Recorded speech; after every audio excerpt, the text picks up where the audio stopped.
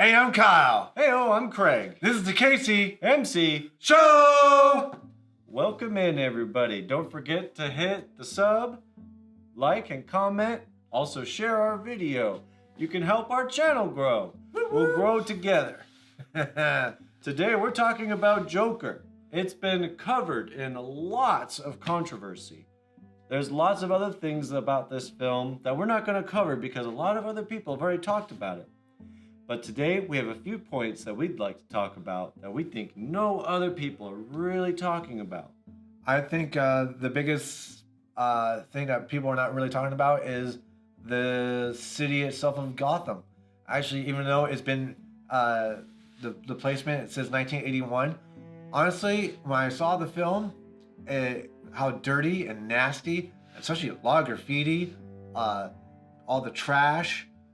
It reminds me, honestly, of San Francisco, LA, and another city that has been just suffering right now since 2009 and even a couple of years back. Just, not taking care of the social problems that they're dealing with. Just general cleanliness and yeah, it's things just, like that. It's crazy. I think the director was just definitely sending a message on not being in a good, healthy city with just basic needs can really mess you up too. All valid points, Kyle. I really think that the cleanliness of the city is a big problem, and I think that it is a narrative choice that it does segue into people's, cleanliness, within, cleanliness without. And if it's not without, then it's not within.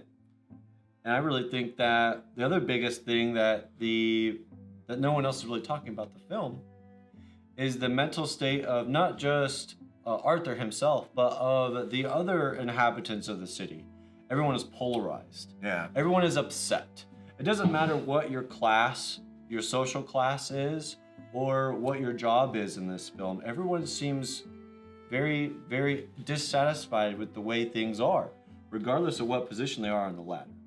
I think that the film does a really good job of showing us what a world that has been pushed to that extreme for many, many, many, many years, if not decades, could look like. Yeah. And I think that that's one of the reasons why a lot of people and or media sources feel uncomfortable about this film, because it shows that extreme. Shows what's going on almost like right now. It's like, whoa. Yeah. Yeah. It's a little close. Right? It's a little close. It's very close to home. And it's hard to see. It's hard to see in film when it's so in your face. Next point of this film, I think it's really just super important, is the score. The score on this film is deliberate. Now, what I mean by deliberate, every time there was a major thing going on, the music will suck you into it. And I'm not talking about stupid top 40 stuff. I mean, like the cellos, when he was just ripping the shoe apart. It was just like scratching on the fretboard. It was like, whoa, this is a whole other level of tension. I don't know who's the composer, but good job, man. Way good. Way good. And making it that intense throughout the whole film.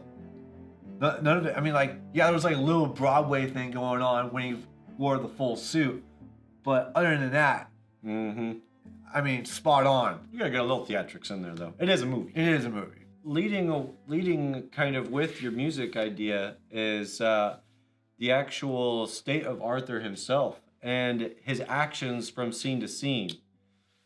I really think that part of what makes him so difficult to watch and intriguing to watch all at the same time is the fact that as you follow him along, you don't know what he's going to be doing in every single scene. You know that at the end he's going to become Joker. Yes. But you don't know what scene is going to be the next trigger. What scene is going to be the next milestone Send him off. Yeah, in Arthur's direction to send him spinning into Joker direction. It's scary to watch.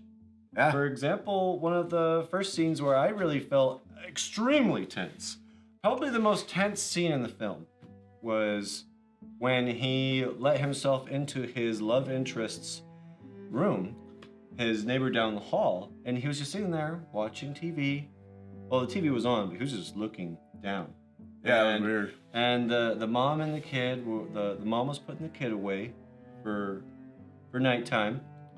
He was sitting in there, and when she finds him, she goes, "Oh, what are you doing in here?" Yeah, and then you realize that the scenes that you saw before may not have been exactly what we saw, because of the scene prior to that, we saw Arthur go up and plant a nice fat wet one on this woman, and we're like, "Ooh, go Arthur."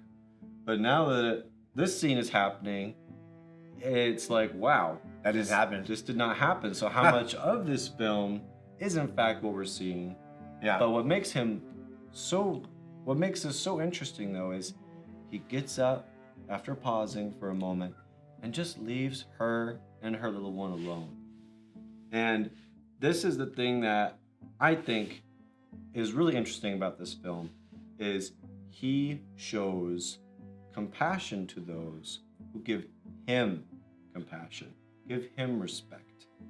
But he will ruthlessly, at least throughout his transformation from Arthur to Joker, Yeah, he will ruthlessly kill anybody who shows him any kind of disrespect. Watching Arthur turn into Joker is absolutely crazy.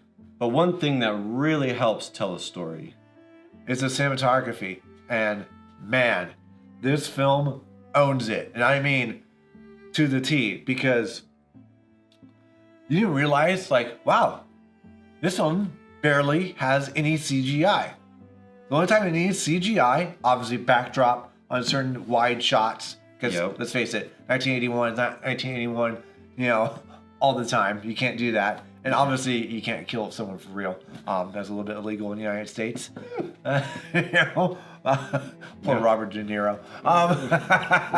But the real cinematography is so clean and so well done. Showing the dance, even when it goes into the dance scenes. And what I mean by that, it's like clear when you see him, but everything around him is blurred. Yeah, that depth of field. Yes. And it almost, guys, crazy. I don't know how to explain this to you. The film feels like it's been shot in 30 millimeter. The depth of how close they got to Joaquin's face on some scenes, especially when they put the smile up. Ooh, I know. That was with the tear and everything, all that. No. Damn. I mean, that's a shot right then and there. I mean, it's the reason why it's been considered a masterpiece, not just by the storytelling, but the actual art of building a real good piece. Yep. Frame, border, and all. It has the whole package. And it feels like every scene felt like, obviously there was cut shots, don't get me wrong, but it didn't feel like it was forced. This movie has generated $935 million since November 4th, 2019. And, this has barely only been in for a month. And remember, guys, this is only a $55 million budget film. Yeah. All right? This is unheard of. It's absolutely fantastic for lots of reasons. One, because, of course, it's rated R, highest rated R film, highest grossing October film. So many other things you could add to it. But the thing that I think is the most amazing thing is that it's the highest grossing mentally ill titular character ever released. And I think that this is a good thing, because we need to have more diversity in the protagonists, antagonists, characters in our films and in our media. We need to show that these people exist. And the fact that something like this has been so wildly successful only shows to me that our culture, our people, want to see these characters more.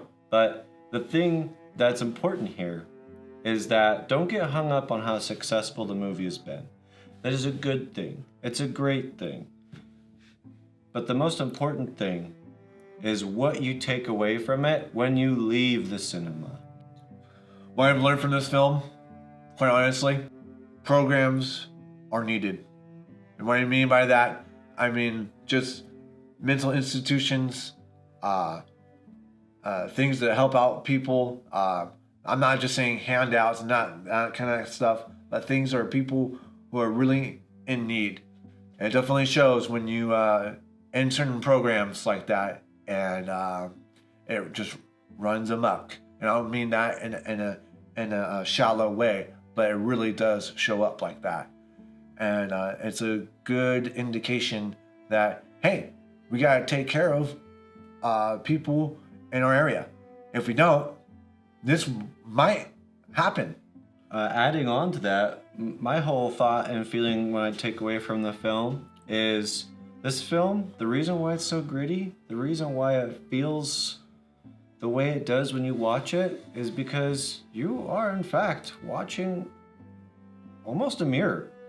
And every one of us has a role to play in a city like that. And that's what makes it hard to watch. So the thing I take away from the film is you have a choice every day of what kind of role you're going to play in a city like that.